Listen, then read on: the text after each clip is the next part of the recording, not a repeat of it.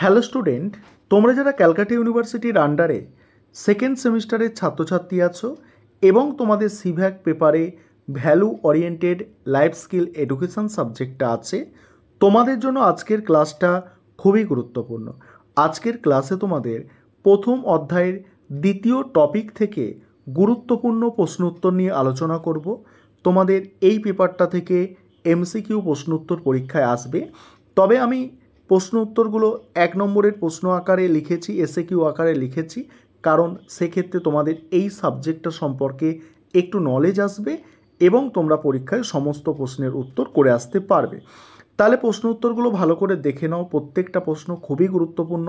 একদম টপিক থেকে বাছাই করে এই প্রশ্ন উত্তরগুলো তোমাদের জন্য রাখা হয়েছে।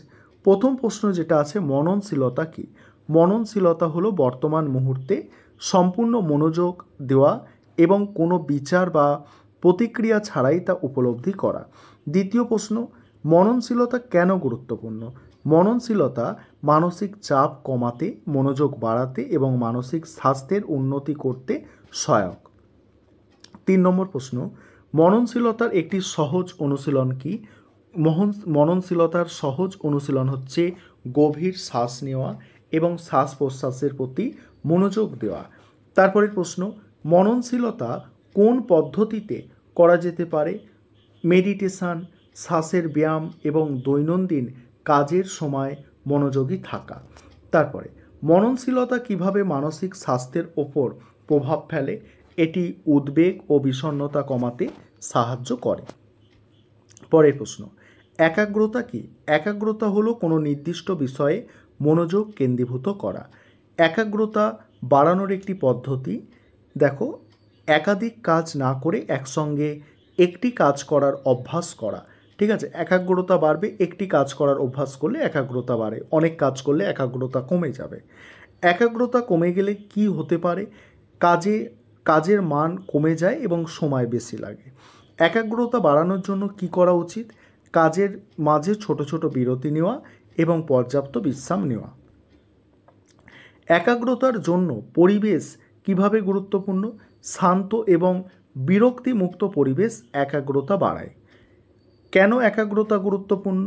এটি কাজের দক্ষতা ও মান বাড়াতে সাহায্য করে। শিথিলতা কি?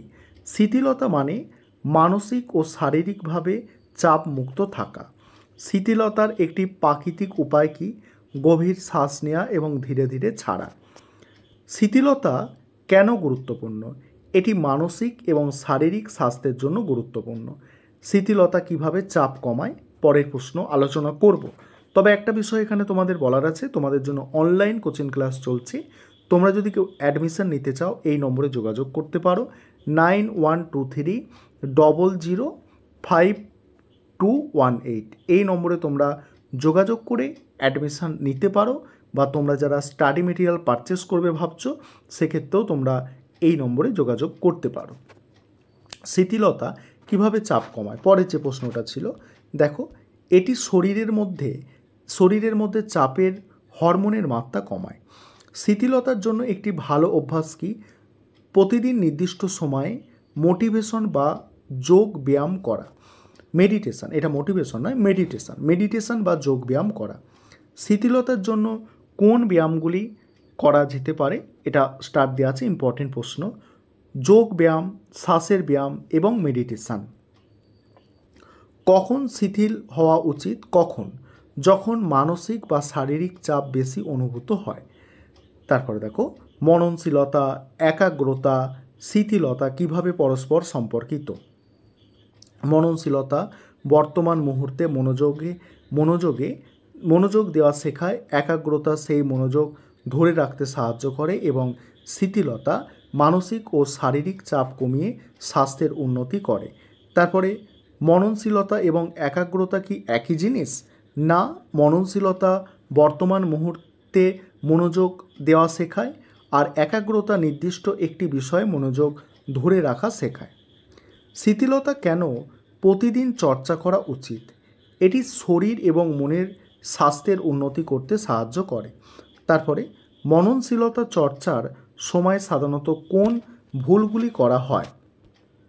বর্তমানের পরিবর্তে অতীত বা ভবিষ্যৎ চিন্তায় মগ্ন থাকা। একাগ্রতা কমানোর কারণ কি হতে পারে? অতিরিক্ত কাজের চাপ, পর্যাপ্ত বিশ্রামের অভাব এবং ব্যস্ত পরিবেশ। কিভাবে মননশীলতা একাগ্রতার উন্নতি করে? মননশীলতা চর্চা করলে মনোযোগ বাড়ে, যা একাগ্রতাকে শক্তিশালী করে। তারপরে প্রশ্ন, শিথিলতা কিভাবে মননশীলতা ও একাগ্রতাকে সহায়তা করে? শিথিলতা চাপ কমায়, যা মননশীলতা এবং একাগ্রতা বৃদ্ধিতে সহায়ক। পরের প্রশ্ন, শিথিলতার সময় শ্বাস নেওয়ার সঠিক পদ্ধতি কী? নাক দিয়ে ধীরে ধীরে গভীর শ্বাস নেওয়া এবং মুখ দিয়ে ধীরে ধীরে ছাড়া। তারপরে প্রশ্ন, মননশীলতা চর্চা করতে কোন সময়টি উপযুক্ত? সকাল, রাতে শোবার আগে বা কাজের ফাঁকে ছোট বিরতির সময়। একাগ্রতা বাড়াতে কোন ধরনের খাদ্য সহায়ক হতে পারে? পুষ্টিকর খাদ্য যেমন বাদাম, ফলমূল, সবজি এগুলো। শিথিলতার জন্য কী ধরনের সঙ্গীত সহায়ক হতে পারে? ধীর এবং প্রশান্তিদায়ক সঙ্গীত। আর শেষ প্রশ্ন যেটা, মননশীলতা একাগ্রতা শিথিলতা চর্চার সুবিধা কী? মানসিক চাপ কমানো, মানসিক স্বাস্থ্যের উন্নতি এবং কাজের দক্ষতা বৃদ্ধি। এই ছিল তোমাদের আজকের ক্লাস।